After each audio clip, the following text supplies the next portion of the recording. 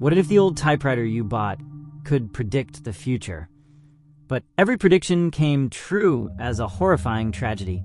Would you dare to type the next sentence, knowing it might seal someone's fate? My name is Jack Turner, and I'm a journalist for the local newspaper in the small town of Millbrook. I've always had a nose for a good story, but this time, the story found me. It was a chilly autumn evening when I stumbled upon Curiosities and Antiquities, a dusty little shop tucked away in a forgotten corner of Main Street. The shop window was cluttered with all sorts of odd trinkets, but my eyes were drawn to an ancient typewriter sitting front and center. Its sleek black body gleamed under the dim streetlight, its keys promising stories untold. I don't know what came over me, but I felt compelled to go inside. The bell above the door jingled as I entered, and the smell of old books and polished wood filled my nostrils. An elderly man with thick glasses and a kind smile greeted me from behind the counter. "Ah, I see you've noticed our star attraction," he said, nodding towards the typewriter in the window. "It's quite a piece, isn't it?" I nodded, moving closer to examine it. "It's beautiful. How old is it?" "Oh, that's hard to say," the shopkeeper mused. "It's been through many hands over the years. Some say it's over a century old." As I ran my fingers over the smooth keys, a chill ran down my spine. It felt alive somehow. Before I knew it, I was reaching for my wallet. "How much?" The old man's eyes twinkled behind his glasses. "For you, my friend, a special price. Consider it a gift for appreciating its beauty." I left the shop with the typewriter tucked under my arm, feeling both excited and uneasy. Back at my small apartment, I cleared a space on my desk and set it up. It looked perfect there, as if it had always belonged. That night, I dreamed of the typewriter. In my dream, its keys moved on their own, spelling out words I couldn't quite read. I woke up in a cold sweat, the echo of phantom keystrokes ringing in my ears. The next morning, I approached the typewriter cautiously. Everything seemed normal in the light of day, and I chuckled at my own foolishness. Deciding to test it out, I inserted a fresh sheet of paper and began to type.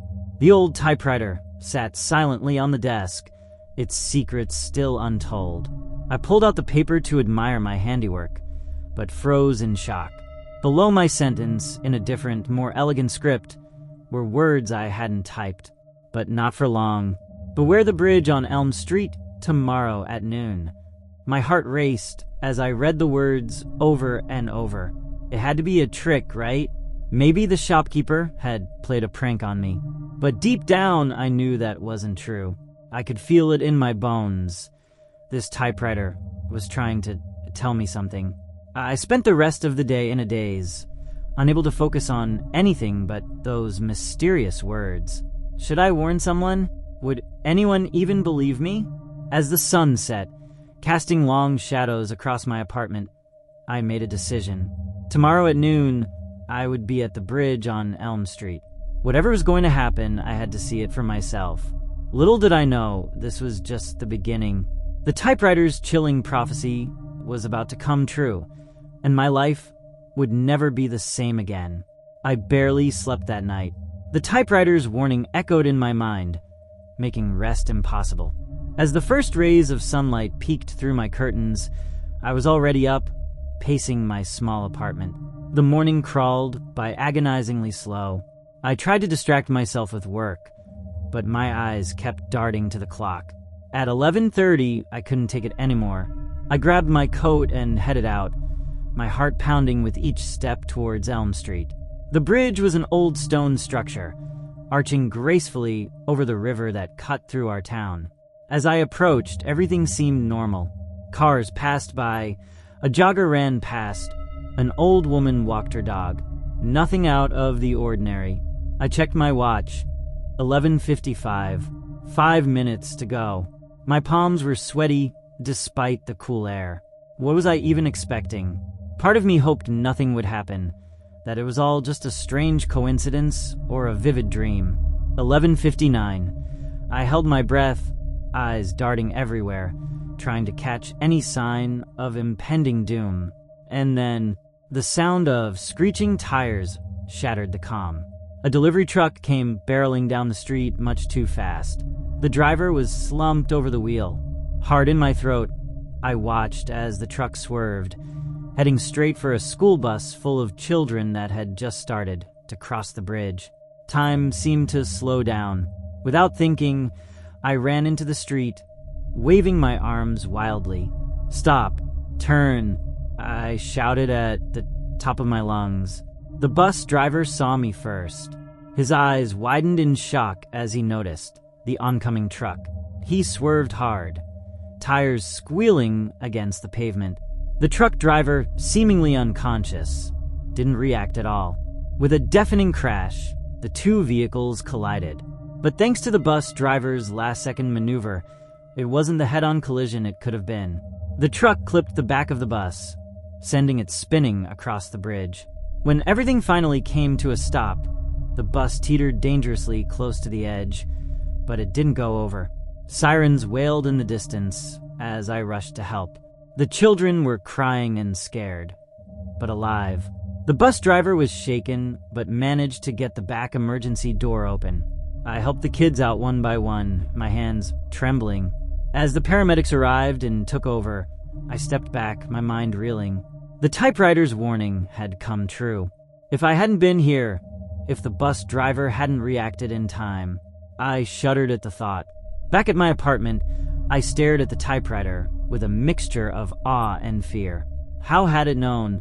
What else did it know? My journalistic instincts kicked in, overriding my fear. I had to find out more. With shaking hands, I inserted a fresh sheet of paper and began to type. "Who are you? How did you know about the bridge?" For a long moment, nothing happened. Then, slowly, the keys began to move on their own. I watched, transfixed, as words appeared on the page. "I am many. We have seen much.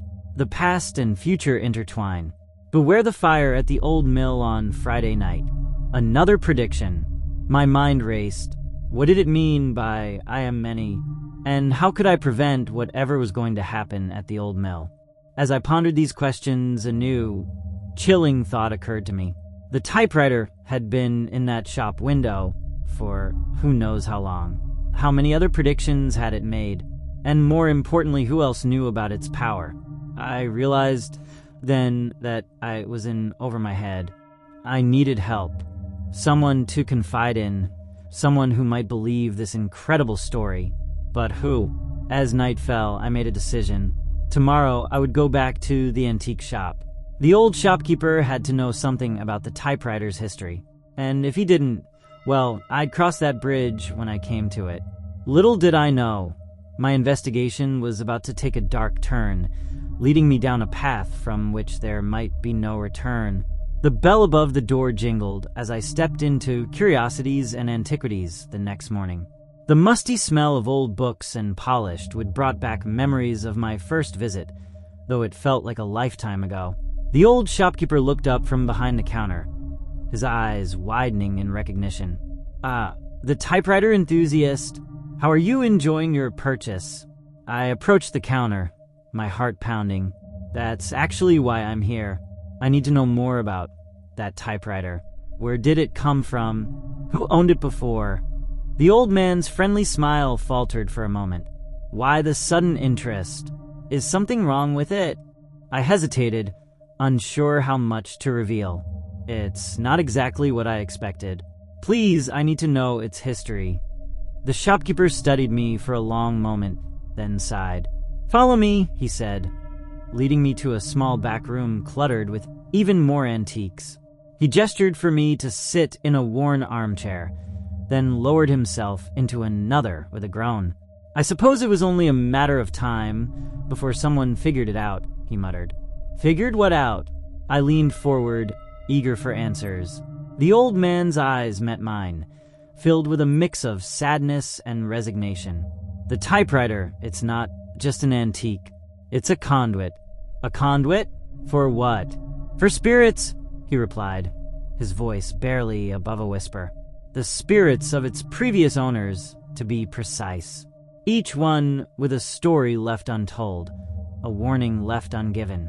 I felt a chill run down my spine. How many owners? 7, he said. 7 souls, each meeting a tragic end before their time. And now, they use the typewriter to communicate, to try and prevent similar fates for others. My mind reeled. 7 spirits? It sounded insane, and yet, after what I'd seen, could I really discount it?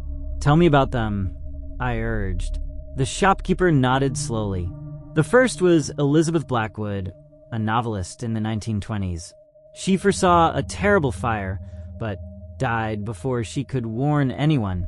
Then there was Robert Chun, a detective in the 50s, who uncovered a conspiracy that cost him his life. He continued, listing names and tragic tales that spanned decades.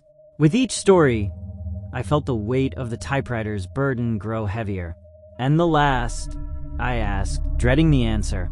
The old man's eyes grew misty. Margaret, my wife, she had a gift for seeing things before they happened. But no one ever believed her. The typewriter was her last attempt to make a difference.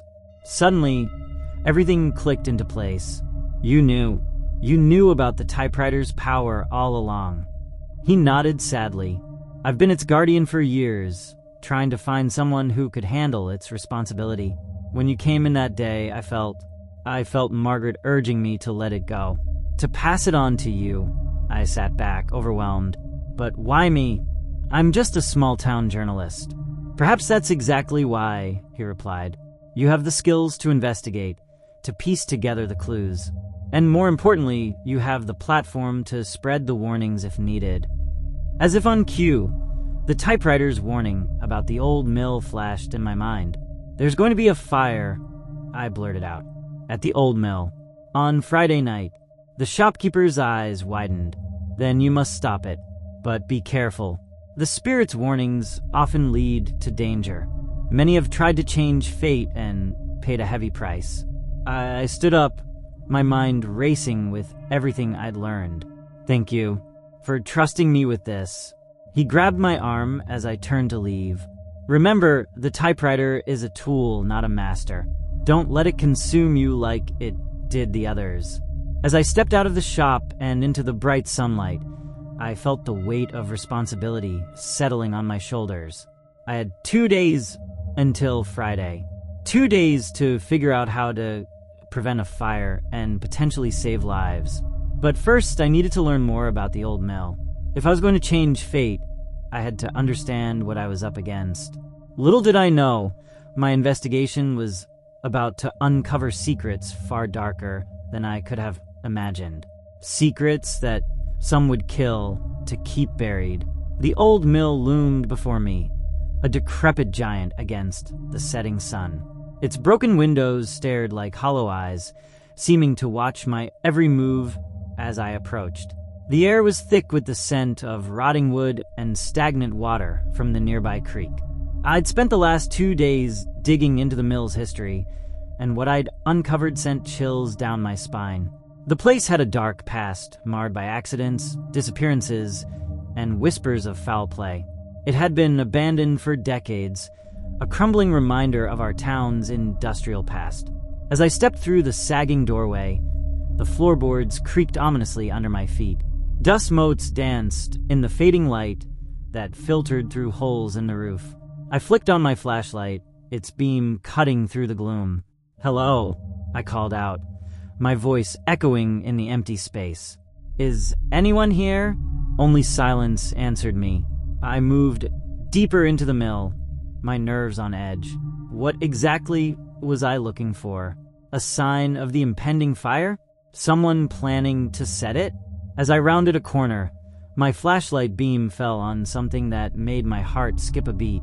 There, scrawled on the wall, in what looked disturbingly like dried blood, was a message. The past repeats. 7 souls lost. 7 souls returned. My mind raced. 7 souls lost. Could it be referring to the 7 spirits bound to the typewriter? But what did it mean by returned? A sudden noise behind me made me whirl around, my flashlight beam dancing wildly across the walls. "Who's there?" I shouted, trying to keep the fear out of my voice. A figure stepped out of the shadows, and I nearly dropped my flashlight in shock. It was a young woman, dressed in clothes that looked straight out of the 1920s. Her form seemed to flicker, like a candle in the wind. "Elizabeth," I whispered, remembering the shopkeeper's words about the first spirit bound to the typewriter. She nodded, a sad smile on her translucent face. "You've come to stop the fire," she said, her voice echoing strangely in the empty mill. "Yes," I replied, still struggling to believe what I was seeing. "Can you tell me what's going to happen?" Elizabeth's form flickered again. History repeats itself. The fire that took our lives, it's going to happen again, unless you stop it. Our lives? You mean all 7 of you died here? She nodded solemnly. Different times, different circumstances, but always fire. Always 7. It's a cycle that's repeated for nearly a century. My mind reeled with this new information. But why? Who's behind this? Elizabeth's form began to fade. "Find the ledger," she whispered. "In the foreman's office. It holds the key." "Wait," I called out, but she was already gone, leaving me alone in the darkening mill. I made my way to what I assumed was the foreman's office, my flashlight beam revealing a room filled with rotting furniture and scattered papers. After several minutes of searching, I found an old leather-bound book tucked away in a rusted filing cabinet. As I opened it, a slip of paper fell out. I picked it up, my hands shaking as I read the words written in an elegant, old-fashioned script. The 7 must burn to keep the secret. The cycle must continue. A chill ran down my spine. What secret could be worth so many lives? And who was behind this gruesome cycle? Before I could ponder these questions further, a new sound caught my attention. Footsteps coming from the main floor of the mill, and they're getting closer. I quickly shoved the ledger and the note into my bag. As I turned to leave, my elbow knocked over a stack of old cans. They clattered to the floor with a deafening noise in the silent mill. The footsteps stopped for a moment, then quickened their pace. Whoever was down there, they knew I was here now. Heart pounding, I looked around frantically for an escape route. The window was too small, and the door would lead me straight to whoever was coming. My eyes fell on a rusty fire escape ladder in the corner of the room. As I rushed towards it, I heard a voice call out, "Who's there? Show yourself." I recognized that voice. It belonged to someone I knew, someone I never would have suspected of being involved in something like this. As I climbed the ladder, my mind raced. How deep did this conspiracy go? And more importantly, how was I going to stop a fire that seemed destined to happen? Little did I know, the answers to these questions would shake our small town to its very foundations and put me on a collision course with forces I could barely comprehend. I barely slept that night, my mind racing with everything I'd discovered at the old mill. The ledger I'd taken lay on my desk, its presence both ominous and alluring. As the first light of dawn crept through my window, I finally gave in to my curiosity and opened it. What I found inside made my blood run cold. The ledger contained detailed accounts of the mill's operations, but hidden within the mundane numbers were coded entries. It took me hours to decipher them, but when I did, I wished I hadn't. The mill had been a front for something far more sinister. A secret society, operating in the shadows of our town for generations. They called themselves the Keepers of the Eternal Flame, and their activities were nothing short of horrifying. Every 20 years, they sacrificed 7 people in a fire, believing it would grant them power and longevity. The typewriter, I realized with a sickening feeling, was their tool, a way to lure in their victims under the guise of preventing tragedy. But who was behind it all? As I flipped through the pages, a name caught my eye. My hand shook as I read it. Mayor Richard Blackwood, our town's beloved mayor, a descendant of Elizabeth Blackwood, the first spirit bound to the typewriter. He wasn't just part of this conspiracy, he was leading it. A knock at my door made me jump. I quickly hid the ledger and went to answer, my heart pounding. To my surprise, it was Sarah, my colleague from the newspaper. "Jack, where have you been?" she asked, concern etched on her face. "You've missed 2 days of work, and you look terrible." I hesitated, unsure how much to reveal. But looking at Sarah's worried expression, I made a split-second decision. I needed an ally, someone I could trust. "Sarah, you might want to sit down. What I'm about to tell you is going to sound crazy, but I swear it's true." Over the next hour, I told her everything. The typewriter, the spirits, the mill, and the conspiracy I'd uncovered. To her credit, Sarah listened without interrupting, her expression growing more serious with each revelation. When I finished, she was quiet for a long moment. Then she said, "I believe you, Jack." Relief washed over me. "You do?" She nodded. "I've suspected something was off in this town for a while now. I've been investigating some strange financial transactions involving the mayor's office. This explains a lot." "We need to stop them," I said. "The fire is supposed to happen tonight." Sarah's eyes widened. "Tonight? But how?" Before I could answer, my typewriter sprang to life, its keys clacking furiously. We both watched, transfixed, as a message appeared. "Beware. They know you know. They're coming." As if on cue, we heard the screech of tires outside. I rushed to the window and saw 2 black SUVs pulling up, men in dark suits stepping out. "We need to go," I said, grabbing the ledger and stuffing it into my bag. "Now, Sarah," and I rushed out the back door just as we heard pounding on the front. We ran through alleyways and side streets, the sound of pursuit never far behind. "Where are we going?" Sarah gasped as we ran. I realized I had no plan. We couldn't go to the police, who knew how deep this conspiracy went. We needed somewhere safe, somewhere to regroup and figure out our next move. Then it hit me. "The antique shop," I panted. "The shopkeeper, he'll know what to do." As we rounded the corner onto Main Street, I saw the shop ahead, but my heart sank as I realized something was wrong. Smoke was billowing from the windows, flames licking at the old wooden frame. "No," I whispered in horror. The old shopkeeper stumbled out of the burning building, coughing and covered in soot. As Sarah and I rushed to help him, he grabbed my arm with surprising strength. "They're trying to destroy the evidence," he wheezed. "But they won't succeed. The spirits, they're angry. They're fighting back." As if in response to his words, an unearthly wail rose from the burning shop. The flames seemed to take on a life of their own, twisting into shapes that looked disturbingly like human figures. "What's happening?" Sarah cried, her eyes wide with fear. The old man's eyes met mine, filled with a mixture of fear and determination. "The final act is beginning," he said. "The cycle is breaking. But be warned, Jack. When spirits wage war, the living are caught in the crossfire."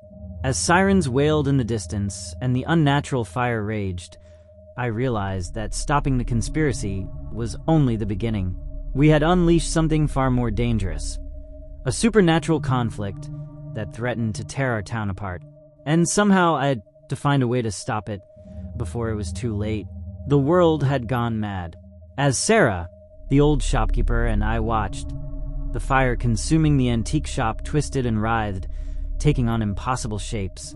Faces formed in the flames, tortured, angry visages that I somehow knew belonged to the 7 spirits bound to the typewriter. "We need to get out of here!" Sarah shouted over the roar of the fire and the approaching sirens. But the old shopkeeper shook his head. "No," he wheezed, still struggling to breathe. "We need to go to the mill. It's where it all began, and it's where it must end." I hesitated, torn between the need to flee and the pull of the old man's words. But before I could decide, a familiar voice cut through the chaos. "Jack, what have you done?" I turned to see Mayor Blackwood striding towards us, his face a mask of fury. Behind him, men in dark suits were emerging from black SUVs, their hands reaching ominously into their jackets. "Run," I yelled, grabbing Sarah's hand and supporting the shopkeeper with my other arm. We took off down a side street, the sounds of pursuit close behind. As we ran, the very fabric of reality seemed to warp around us. Shadows deepened and stretched, reaching out with grasping tendrils. The air grew thick and heavy, tasting of ash and old secrets. "The spirits," the shopkeeper gasped as we ran. "They're breaking free." The cycle of sacrifice kept them bound, but now, he didn't need to finish. I could feel it. A rising tide of supernatural energy, angry and vengeful. The 7 spirits, victims of a century of ritualistic murders, were no longer content to merely warn. They wanted revenge. We reached the old mill just as night was falling.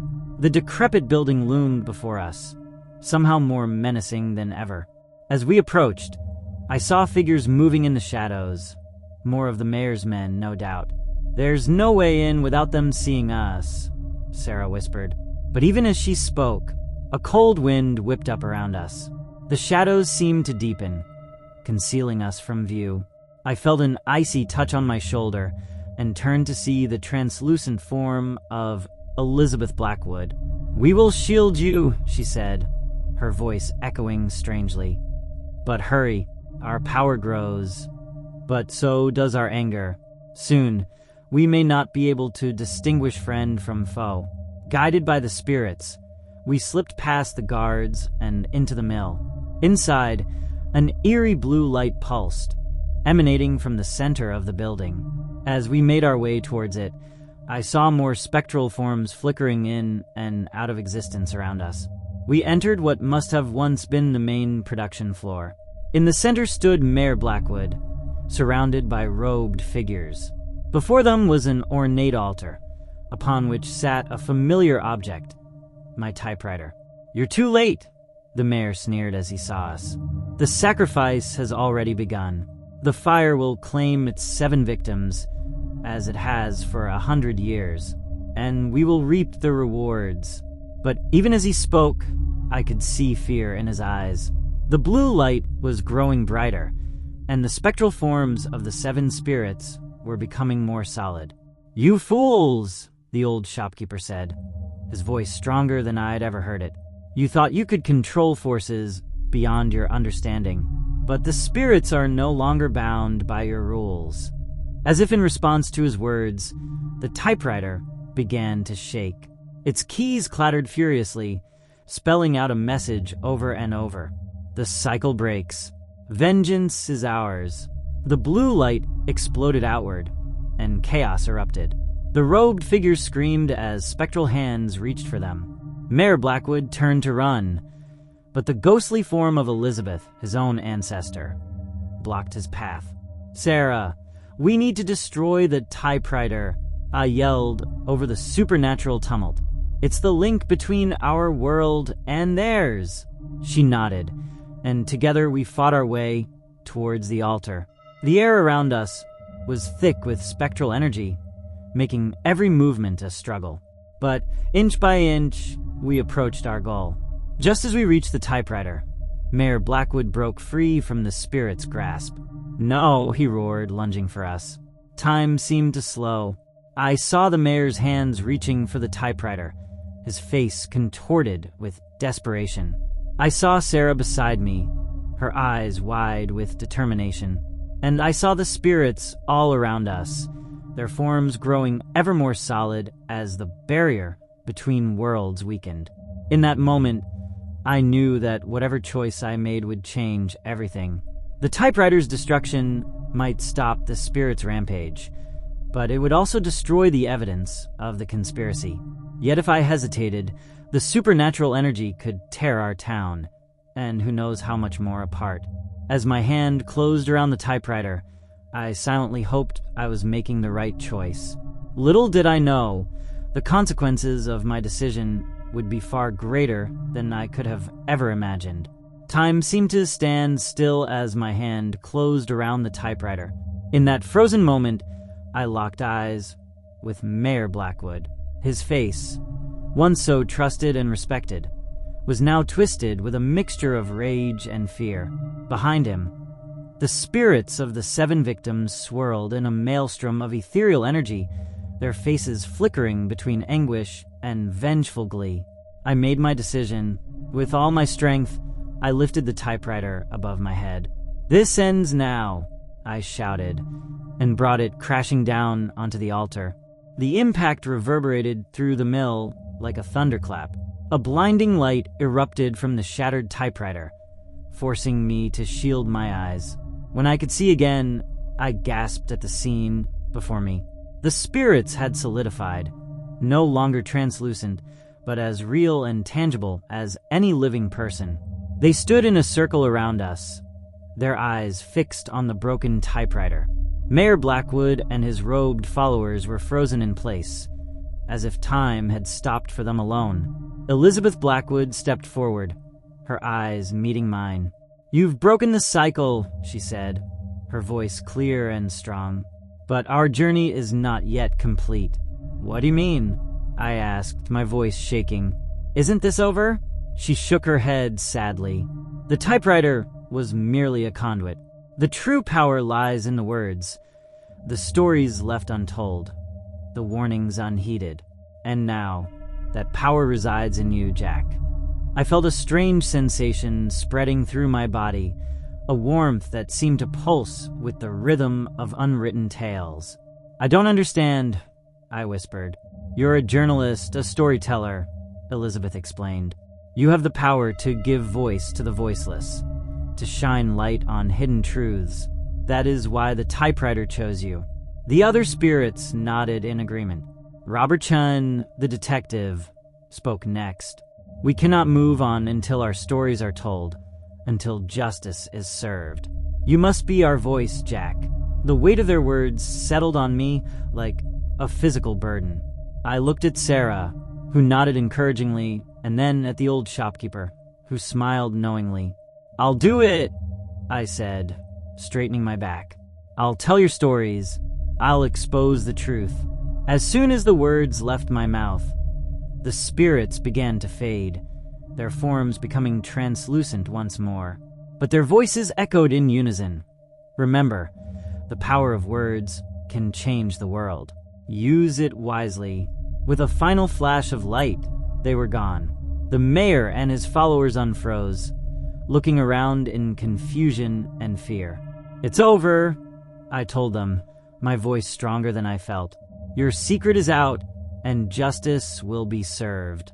In the days that followed, the town was turned upside down.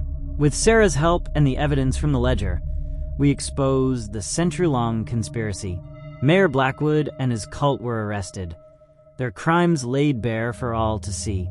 But that was just the beginning. True to my word, I began to write. I told the stories of Elizabeth Blackwood, Robert Chun, and the other victims. I wrote about the power of unchecked greed and the courage it takes to stand against it. With every article, every expose, I could feel the warmth of the typewriter's power flowing through me. The stories resonated far beyond our small town. They sparked investigations in other cities, exposed similar corruption elsewhere. It was as if the breaking of the typewriter had unleashed a flood of truth that couldn't be contained. Months passed, and life in town slowly returned to a new normal. The old mill was torn down, replaced by a memorial to the victims of the conspiracy. The antique shop was rebuilt, now run by the old shopkeeper's granddaughter. As for me, I continued to write. But now, every time I sat down at my computer, I could swear I heard the faint clacking of typewriter keys. A reminder, perhaps, of the power and responsibility I now carried. The typewriter's physical form may have been destroyed, but its spirit lived on through the stories I told. And in those stories lay the power to change the world, one word at a time. I've learned that the truth can be a double-edged sword, capable of both healing and hurting. But I've also learned that it's a sword worth wielding no matter the cost. Because in the end, our stories are all we have. They connect us, define us, and have the power to shape our future. As I sit here, typing these final words, I can feel the presence of the seven spirits, not as a haunting, but as a reminder. A reminder that every untold story is a chance for justice, every written word a step towards truth. And so I keep writing, for them, for all of us, because in a world full of darkness, stories are the light that guides us home. Check out the link in the description to grab your own horror t-shirt, perfect for fans of chilling tales. If you enjoyed this chilling tale, don't forget to like, share, and subscribe for more spine-tingling stories that will keep you up at night.